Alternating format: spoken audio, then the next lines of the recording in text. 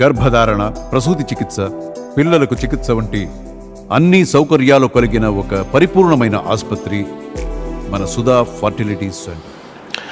చింతపండు నవీన్ అలియాస్ తీన్మార్ మల్లన్న క్యూటీవీకి చెందినటువంటి ప్రతినిధి. సో ఈయన గురించి పెద్దగా పరిచయం అవసరం లేదు.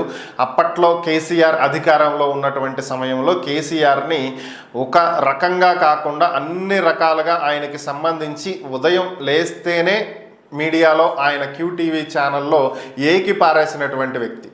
ప్రస్తుతం ఇతను ఎమ్మెల్సీగా పనిచేస్తున్నటువంటి పరిస్థితి. ఈయన నిన్న ఒక కార్యక్రమంలో పాల్గొన్నటువంటి సందర్భంలో చేసినటువంటి వ్యాఖ్యలు ఒక్కసారి పరిశీలించినట్లయితే 42% బీసీలకు రిజర్వేషన్ అమలు చేస్తామని రాహుల్ గాంధీ మాట ఇవ్వటం జరిగిందని, దాన్ని ప్రస్తుత ప్రభుత్వం ఏమాత్రం కూడా అమలు చేసేటువంటి దిశగా అడుగులు వేయట్లేదని, బీసీలకు కేవలం 9 కోట్ల రూపాయల నిధులే బడ్జెట్లో ప్రకటించడం జరిగిందని, ఇక కుల సంఘాలకు 50 కోట్ల రూపాయలు బిచ్చం వేసినట్లు వేయటం జరిగిందని, సో ఇలాంటి పరిస్థితులు మారాలని బీసీల ప్రభుత్వం తెలంగాణలో రాబోతుందని, ఒకవేళ బీసీలకు రిజర్వేషన్లు అమలు చెయ్యకపోతే దీనికి సంబంధించి ఉద్యమిస్తామని చెప్పి ఖచ్చితంగా ప్రభుత్వాన్ని స్తంభింపజేస్తామని చెప్పి ఆయన ప్రకటించడం జరిగింది.